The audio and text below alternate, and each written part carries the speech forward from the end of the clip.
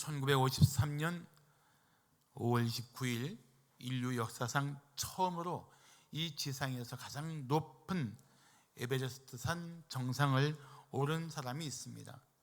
이름을 잘 아실 겁니다. 에드문드 힐러리입니다. 힐러리가 등정을 성공적으로 마치고 벼랑을 타고 내려오던 중에 몸에 안전을 위해 묶은 이 밧줄이 갑자기 끊어졌습니다. 그때 붙들어야 될 비상 로프가 있는데 그걸 또 놓쳤어요.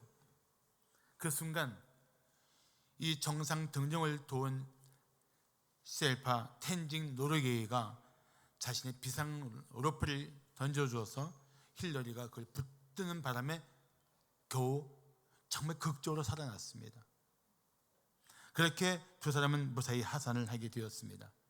이 이야기를 듣고 기자들이 셀파 노르게이에게 힐러리를 구한 소감을 물었을 때 그는 주저하지 않고 이렇게 말했다고 합니다. 우리 등산하는 사람들은 항상 서로 돕지요. 어차피 우리는 운명의 끈으로 묶여 있으니까요. 전 이 말이 하나님 나라를 향해서 함께 나아가는 우리 교회 공동체 안에도 똑같이 적용된다고 생각합니다. 우리는 예수 안에서 한 생명의 공동체를 이루고 있고 우리는 믿음의 공동체를 이루고 있단 말이죠. 우리는 공동체예요. 정말 중요한 공동체입니다. 그래서 우리는 공동체 의식을 가져야 합니다. 예수 그리스도의 보혈로 하나님을 한 분 아버지를 부르는 그런 영적 가족 공동체입니다. 그리고 그 예수 그리스도로 말미암아 연합된 믿음의 공동체예요. 교회는 그 가치를, 그 근본을 알면 알수록 우리 생애 속에 가장 중요한 공동체 중에 하나입니다. 가정과 함께 나는 교회 공동체를 가장 중요한 것으로 생각합니다.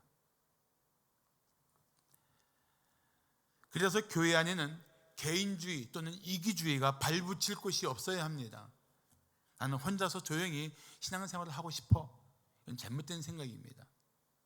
그런가 하면 같은 공동체 안에 있는 지체들을 하찮게 여기거나 무시하고 함부로 말하고 함부로 대하고 함부로 비난하는 것은 그건 교회 공동체 안에서는 있어서는 안 될 일입니다. 정말 있으면 안 돼요. 우리는 오직 예수 그리스도의 보혈로 구원을 받은 성도들입니다. 오직 은혜로 구원받은 사람들입니다. 우리에게는 한 가지 의식이 필요합니다. 오직 교회 안에서 한 가지 의식, 은혜 의식입니다. 이 은혜 의식을 가지고 우리는 서로 사랑해야 합니다. 서로 섬겨야 합니다. 서로 돌아보아 사랑과 선행을 격려해야 합니다. 이 은혜 의식 때문에 용서하지 못할 사람이 없고 이 은혜 의식 때문에 사랑하지 못할 사람이 없는 관계 속에서 우리는 한 교회를 이루어야 합니다.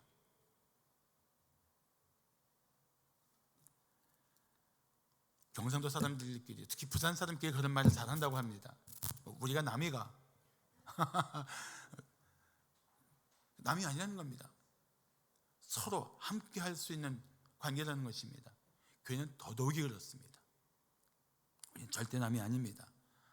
하나님 아버지라 부르는 형제 자매입니다. 예수 그리스도를 주님이라 부르는 그 주권 아래에 있는 백성들입니다. 서로 사랑할 수밖에 없는 관계 속에서 하나가 된 우리 기흥지구촌교회라고 저는 믿습니다. 바울은 그래서 이런 교회 안에는 교회를 섬기는 일꾼들이 반드시 필요합니다. 공동체 안에서 누군가가 종이 되고 누군가 섬겨야 되고 누군가 일꾼이 되어야 됩니다. 바울은 골로새서 1장 23절에서 복음의 일꾼을 말한 후에 이어서 1장 25절에서 교회의 일꾼을 말합니다. 저는 우리들은 다 누구나 복음의 일꾼이요 교회의 일꾼이 되어야 한다고 생각합니다. 자, 그렇다면 교회 일꾼이 가져야 할 자세는 어떤 것일까요? 첫째, 하나님께서 직분 맡기신 것을 감사해야 합니다. 하나님께서 나에게 직분을 맡기셨다. 감사해야 돼요. 성도는 두 가지의 부르심을 생각해야 합니다. 하나는 구원의 부르심입니다. 또 하나는 사역의 부르심입니다. 우리는 구원받은 것만으로 만족하지 말고 교회를 위한 일꾼이 되어야 합니다. 바울은 12절에서 이렇게 말씀합니다. 나를 능하게 하신 그리스도 예수 우리 주께 내가 감사함은 나를 충성되이 여기어 내게 직분을 맡기심이니라고 합니다. 자, 중요한 게 뭡니까? 바울이 그리스도 예수 주님께 감사하고 있어요. 무슨 감사입니까? 나를 충성되이 여겨 주셨다. 그래서 내게 직분을 맡기셨다. 그게 감사하다는 거예요. 그뿐 아니라 12절 첫 부분에 보면 나를 능하게 하셨다. 저는 이 말씀이 참 귀하다고 생각하는데, 하나님은, 예수님은 우리에게 직분을 맡기실 뿐만 아니라 직분을 맡은 자들이 그 직분을 감당할 수 있는 능력을 주시는 분인 줄로 믿습니다. 반드시 그렇게 하세요. 사실 우리가 가진 능력과 지혜가 출중해서 탁월해서 그걸 주님이 쓰신다고 생각하면 그건 오해입니다. 정말 하나님이 쓰실 만한 지혜와 능력을 갖춘 사람을 찾자면 나는 하나도 없다고 생각합니다. 단지 하나님이, 우리 교회 머리 되신 주님이 우리 중심을 보십니다. 뭘 중요시 여긴 줄 아십니까? 충성된 상태를 보십니다. 바울은 그가 충성된 사실을 인정받았다는 사실을 기뻐하고 있습니다. 그래서 우리가 주님의 부르심 앞에 얼마나 충성하는가, 이것이 사실은 중요한 자세입니다. 교회 직분을 맡으면 정말 충성해야 합니다. 그래서 고린도전서 4장 2절을 말씀하기를 맡은 자들에게 구할 것은 뭐라고요? 충성이라고 말씀하고 있습니다. 주님 보실 때 충성스러운 일꾼들, 우리 교회 일꾼들이 그런 일꾼들로 주님께 인정받기를 축복합니다. 그리고 바울이 감사한 또 하나의 이유가 있어요. 바울은 자기 생애 속에서 결코 잊을 수 없는 기억이 있습니다. 주님이 용서하셨지만 잊을 수는 없는 게 있어요. 뭐냐면은 바울이 지난날 자기가 너무나 교회를 핍박했다는 것입니다. 사실 지난날을 생각하면 바울은 절대로 교회 일꾼이 될 자격이 없는 사람입니다. 자, 오늘 보면 13절을 보시면 바울이 하는 고백이에요. 내가 전에는 비방자요, 박해자요, 폭행자였으나 도리어 이런 존재였던 내가 도리어 긍휼을 입은 것은 내가 믿지 아니할 때 알지 못하고 행하였습니다. 이런 존재인데 하나님이 긍휼히 여기시고 그를 하나님의 손에 붙들어 주셨다는 거예요. 자, 재밌는 것은 비방자, 박해자, 폭행자는 점점 상황이 나빠지는 거예요. 비방자는 말로 하는 겁니다. 박해자는 행동으로 하는 거예요. 근데 폭행자는 생명을 파괴하는 위협적인 대적을 말하는 겁니다. 실제 바울이 스데반이 순교할 때 앞장섰던 인물이잖아요. 그런데도 불구하고 이런 과거를 가진 인생을 하나님은 부르시고 사용하십니다. 그러니 그런 과거가 있는 자신을, 죽어마땅한 인생을 불러주신 하나님의 은혜에 어떻게 감사하지 않을 수 있겠어요? 이게 바울의 심정만이 아니라 우리 모두의 심정이 되어야 됩니다. 나 같은 인생을 불러주시고 나 같은 인생을 주님의 손에 붙들어 교회를 위해서, 하나님 나라를 위해 사용하신다니 이게 얼마나 감사한 일인가. 우리 마음속에 감사가 샘솟아 나야 한다는 겁니다. 교회 일꾼은 그런 자세를 가져야 돼요. 그리고 이 부르심 앞에 감사하면서, 특별히 이 부르심을 감당할 수 있도록 때마다 지혜와 능력을 주시는 하나님께 감사하면서 충성하는 교회 일꾼들이 되기를 축복합니다. 자, 교회 일꾼이 가져야 할 자세는 어떤 것일까요? 둘째, 이웃에게 복음 전할 것을 결단해야 합니다. 장로교의 헌법을 보면 세례교인 30명당 1명의 장로를 세울 수가 있습니다. 막 세우는 게 아니에요. 숫자가 정해져 있습니다. 근데 제가 장로를 피택 되었을 때 선배 장로님이 저한테 이런 말씀을 하는 거예요. 세례교인 30명당 1명의 장로를 세우는 의미가 있습니다. 장로가 되면 적어도 30명에게 전도하고 30명 이상의 성도들을 영적으로 돌봐야 합니다. 저한테 선배님이 그렇게 말씀하시는 거예요. 저는 굉장히 큰 도전이 되었던 조언이었습니다. 자, 오늘 본문 14절을 보시면 우리 주의 은혜가 그래서 예수 안에 있는 믿음과 사랑과 함께 넘치도록 풍성하였다고 말씀하고 있습니다. 주의 은혜가 풍성한 줄 알았는데 그리스도 안에 있는 우리에게는 은혜뿐만 아니라 은혜도 충만하고 풍성하고 믿음도 충만하고 사랑도 충만한, 우리는 그렇게 예수 그리스도 안에서 은혜, 믿음, 사랑이 풍성한 삶을 살게 되었다는 것입니다. 그 생각을 하게 되면 우리 마음속에서 예수 만나지 못한 채, 예수를 인격적으로 만나지 못한 채 살아가는 이웃들에 대한 마음이 각별해야 돼요. 저 사람 예수만 믿으면 저 사람을 사로잡은 죄의 사슬을 끊고 살아갈 텐데, 저 사람이 예수님을 인격적으로 만나면, 예수님의 마음의 구주와 주님으로 영접하면 사망의 권세에 사로잡힌 그가 구원을 받을 텐데, 이런 마음이 우리 속에서 늘 요동쳐야 돼요. 예수 없는 이웃들을 보면서, 믿지 않는 이웃들을 보면서 그런 마음들이 우리 속에서 계속 내 마음을 자꾸 움직이게 해야 돼요. 거룩한 부담감을 가지고 있어야 돼요. 그게 교회 일꾼들의 자세인 것입니다. 예수님도 목자 없는 양 같은 사람들을 보고 불쌍하게 여기셨습니다. 마가복음 6장 34절을 보시면 예수께서 나오사 큰 무리를 보시고 그 목자 없는 양 같음을 인하여 불쌍히 여기사 이에 여러 가지로 가르치셨다고 말씀하고 있습니다. 우리는 이웃들을 보면서, 예수 없는 이웃들을 보면서, 죄와 사망에 빠진 이웃들을 보면서, 영생의 확신과 천국의 소망이 없이 살아가는 그 이웃들을 보면서 그 마음에 긍휼함을 가져야 돼요. 복음을 전해야 되겠다는 그런 거룩한 부담감을 가져야 돼요.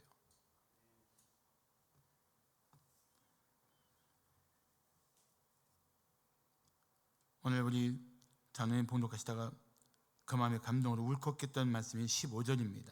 한번 보시겠습니다. 다 함께 봉독할까요? 시작. 미쁘다 모든 사람이 받을 만한 이 말이요 그래서 예수께서 죄인을 구원하시려고 세상에 임하셨다 하였도다. 죄인 중에 내가 괴순이라. 미쁘다, 신실하다, 충분히 믿을 만한 말씀이다. 뭐가요? 모든 사람이 받아야 할 말인데 그 핵심은 이것입니다. 그리스도 예수께서 나 같은 죄인을 구원하시려고 세상에 임하셨다는 복음입니다. 모든 사람이 들어야 될 말이에요. 모든 사람이 받을 만한 일, 모든 사람이 받아야 할 말. 여러분, 교회 일꾼은 바로 한 영혼을, 그 죄를 구원하기 위해 오신 예수를 전해야 합니다.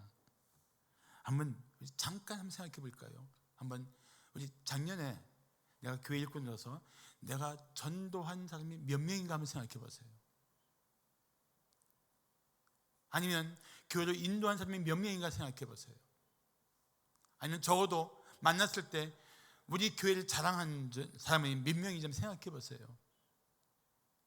한 명도 없다면 금년에는 수많은 사람들에게 복음의 증인이 되시기를 축복합니다. 제가요, 우리 성도들을 예배하러 올 때 참 늘 눈여겨보는데, 이웃들을 우리에게 초청해서 함께 오는 분들 표정 보면은요, 그 표정이 달라요. 기쁨이 있어요. 우리 교회로 모시고 온 기쁨. 근데 모시고 왔는데 우리 교회 와서 예배를 경험하면서 성도들과 교제를 경험하면서 야 정말 좋은 교회다 하고 등록할 때 그 인도한 분들은 그 마음이 막 엄청나게 충만해갖고 저한테 이런 말 하는 분도 있어요. 목사님, 저 날아갈 것 같아요. 그렇지 않겠습니까? 지금도 우리 교회 이웃들 초청해서 앉아 계신 분들이 계세요. 근데 그 표정에 두 가지가 있습니다. 제발 이 사람 우리 교회 은혜 받고 등록하게 해주세요. 그 마음이 분명히 있어요. 그 기도가 속에 있어요. 있지 않습니까? 한편으로는 내가 한 분을 모시고 왔다는 기쁨, 주님 앞에 한 영혼을 인도했다는 기쁨이 그 표정에 있단 말이죠. 교회 일꾼은 이런 일들을 항상 힘써야 돼요. 항상 힘써야 됩니다. 그런데 사도 바울은 이 15절에서 정말 충격적인 고백을 합니다. 내가 죄인 중에 괴순이라. 예수를 만나기 전에는 그는 가장 의로운 사람이고 혈통이 좋은 사람이고 가장 많이 율법을 배운 사람이고 그리고 정말 그는 율법적으로 온전한 사람이었다고 생각했는데 예수를 만나고 나서 그의 전 존재가 무너지고 그는 놀라운 고백합니다. 나는 죄인 중에 괴수다. 그런데 이 말씀을 메시지 성경에서 유진 피터스는 이렇게 번역했습니다. 한번 잘 들어보세요. 내가 그 증거입니다. 나는 공공의 죄인 1호로서 순전한 주님의 자비가 아니었다면 구원받지 못했을 사람입니다. 무슨 뜻입니까? 모든 사람을 그 모든 죄 가운데서 구원하려고 예수님이 이 땅에 오셨는데 나 같은 죄인, 정말 구원받지 못할 나 같은 죄인도 주님은 구원해 주시고 주님을 위해서 일하게 하셨다. 이 고백이에요. 그렇습니다. 십자가의 보혈로 구원받지 못할 영혼은 결코 없습니다. 주님이 사랑하시고 구원하지 못할 죄는 결코 없습니다. 우리는 이 은혜의 증인으로 이웃들에게 복음을 전해야 합니다. 우리 교회 표가 무엇입니까? 은혜를 누리고 소망을 나눌 자예요.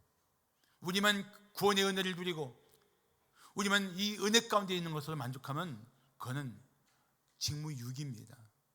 소망을 나누기 위해서 우리 이웃들에게 다가가야 합니다. 그것이 우리가 해야 할 일입니다. 마지막으로 교회 일꾼이 가져야 할 자세는 어떤 것일까요? 셋째, 교우에게 본을 보일 것을 결단해야 합니다.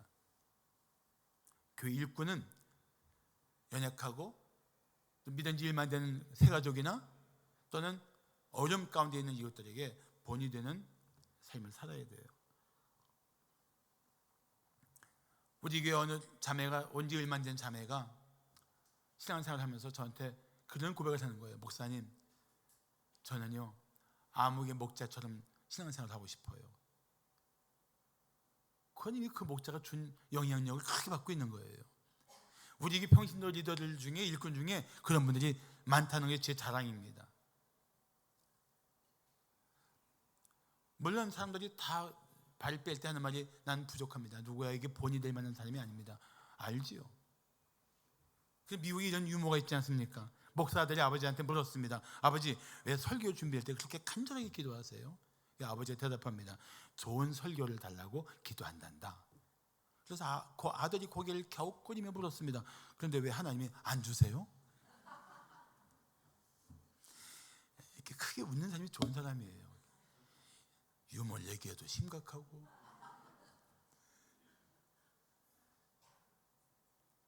다 부족한 사람들입니다. 우리는 다 부족해요.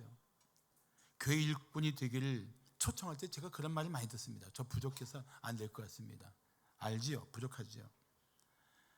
근데 하나님이 만약에 완전한 사람을 부르자고 하신다면 하나님께 부름받아 쓰일 그릇은 하나도 없습니다. 우리는 정말 너나 없이 다 완전 자격 미달자들입니다. 그렇지 않습니까? 혹시 나는 뛰어난 사람이야, 나를 쓰는 하나님이 잘하신 결정이야, 나 같은 사람을 써야 교회가 부흥해, 이런 생각하는 분이 있으면 오늘 다 내려놓기 바랍니다. 그건 잘못된 것입니다. 우리는 그냥 순종해야 합니다. 부족하지만 그 부르심을 영광스럽게 생각해야 합니다. 그래서 나를 쓰시겠다면 저는 주님의 것입니다, 쓰시옵소서 하고 드리는 것이, 그것이 우리가 해야 할 일입니다. 분명한 것은 우리가 처음에 부르심을 받을 때에는 정말 많은 것이 부족할 것입니다. 문제도 있을 것입니다. 그런데 여러분 아십니까? 주님의 부르심을 따라 일하는 중에 놀랍게도 우리 영적으로 성숙해 갑니다. 예수를 닮아갑니다. 그리고 하나님의 지혜와 능력을 공급받습니다. 그러면서 하나님의 부르심 앞에 나를 쓰십시오 하고 마음이 담대해집니다. 오늘 찬송 얼마나 좋았어요. 담대하라고.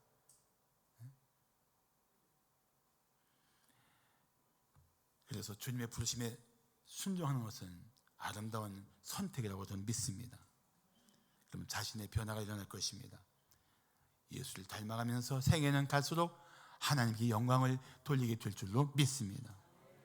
그러니까 사랑하는 성도 여러분, 교회의 일꾼이 되기를 사모하십시오. 사모하세요. 누구들 편하게 신앙생활을 하고 싶지 않겠습니까? 찬양대 보세요. 얼마나 많은 준비를 합니까? 목자를 보세요. 얼마나 많은 헌신과 희생을 합니까? 저 주차 안내팀 보세요. 정말 가장 험악한 사역 팀이지 않습니까? 그냥 편하게 와서 예배하고 편하게 가면 되잖아요. 아무것도 안 하고 밥 차리면 밥 먹고 설교도 알아서 하니까. 저는 이렇게 편하게 살고 싶죠? 그거는 편한지는 몰라도 하나님의 그 풍성한 은혜를 경험할 수 있는 기회를 잃어버립니다. 저는 정말 우리 성도들이 하나님의 손에 붙들려 쓰임받기를 축복합니다. 그래서 새로 나온 분들이나 믿음이 연약한 분들에게 선한 영향력을 끼치기를 바랍니다. 저런 사람이 장로야가 아니고 야 저런 분이 장로야, 저분이 정말 우리 교회 장로라는 난 너무 자랑스러워, 이런 고백이 나와야 돼요. 본문 16절을 보시면 그러나 내가 긍휼을 입은 까닭은 예수 그리스도께서 내게 먼저 일체 오래 참으심을 보이사 후에 주를 믿어 영생 얻는 자들에게 본이 되게 하려 하심이라고 말씀하고 있습니다. 왜 내가 이 긍휼을 입었는가 생각해 보니까 바울의 마음속에 깨달아진 게 있는 거예요. 아, 내가 후에 주를 믿어서 영생 얻는 자들에게 본이 되게 하려 하시는 하나님의 계획 속에 내가 부르심을 받았구나.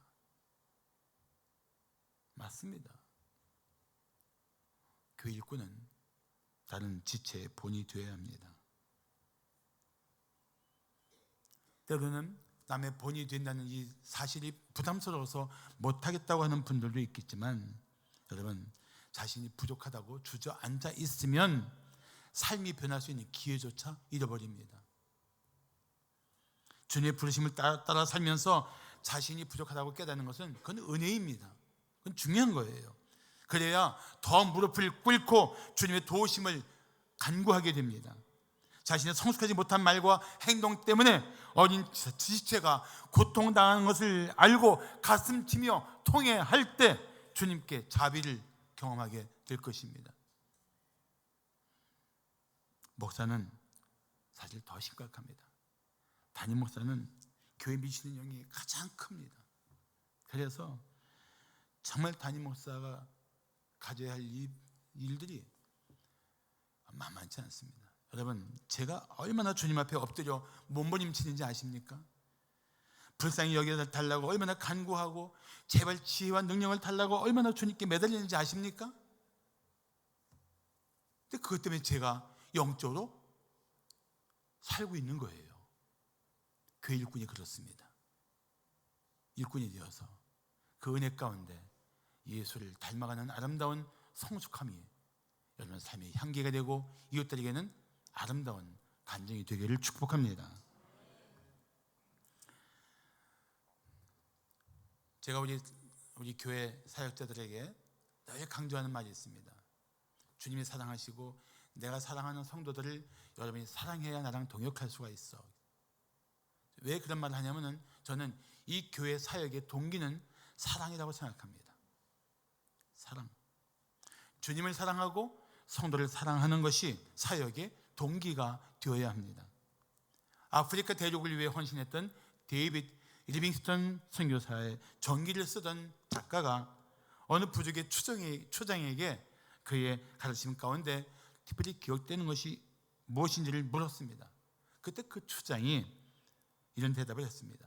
우리는 리빙스턴 선교사님이 무엇을 가르쳤는지 다 기억할 수는 없습니다. 그러나 한 가지는 분명합니다. 그분은 우리를 진실로 사랑하셨습니다. 이 대답이 너무 감동적이지 않습니까? 감동적이죠? 아주 그렇다고 해봐요. 정말 난 감동받았어요. 교회 일꾼의 사회의 동기는 사랑이에요. 사랑. 교회 머리 대신 예수님을 사랑하고 그분의 보여주고 구속하는 성도를 사랑하고 그런 일꾼이 되어야 합니다. 저는 개인적으로 누가복음 17장 10절을 자주 묵상합니다. 그냥 바라만 보고 있어요. 어떤 때는 그 말씀은 이것입니다. 이와 같이 너희도 명령받은 것을 다 행한 후에 이르기를 나는 무익한 종이라 내가 하여야 할 일을 한 것뿐이라고 하라는 겁니다. 그게 주님의 부르심을 받은 일꾼의 고백이 되어야 합니다. 영국의 문호 칼라일은 이런 말을 했습니다. 그대 하는 일이 미천하다고 낙심하지 말라. 그대가 하는 일은 하나님께서 그대에게 맡기신 가장 중요한 일이다. 우리 성도들이, 우리 교회 일꾼들이 하나님께서 나에게 맡기신 일이라고 생각해야 됩니다. 작아도 최선을 다해야 합니다. 여러분, 그 엘리자벳 노벨이라는 시인의 시를 제가 한번 읽어드리겠습니다. 설탕을 조금 가지고도 음식 맛이 달게 되며 비누를 조금 가지고도 내 몸이 깨끗하게 되네. 조금의 햇볕으로도 새싹이 자라네. 조금 남은 연필로 책 한 권을 다 쓰네. 조금 남은 양초 하늘하늘 춤추는 불빛, 아무리 작더라도 불빛은 어둠을 비추네. 제가 이 시를 소개하는 이유가 있습니다. 우리가 하는 수고가 대단하지 않은 것 같은데 사실 주님 보기에는 귀한 것이고 교회에는 아름다운 빛을 드러내게 될 것입니다. 그래서 마침내 우리 성도들의 헌신으로 교회 일꾼들의 충성으로 말미암아 교회는 은혜를 더 누리게 될 줄로 믿습니다. 교회 안에 지치고 상한 영혼들이 살아날 줄로 믿습니다. 우리에게 미래인 믿음의 자녀들이 영적으로 성장하게 될 줄로 믿습니다. 그리고 교회에서 함께 은혜를 누린 우리 성도들은 세상 속으로 나가서 죄와 사망의 어둠에 빠진 이웃들에게 생명의 빛을 비추게 될 줄로 믿습니다. 우리는 이 일을 위해서 교회 일꾼이 되고 이 일을 위해서 더 충성해야 할 것입니다. 기도하겠습니다.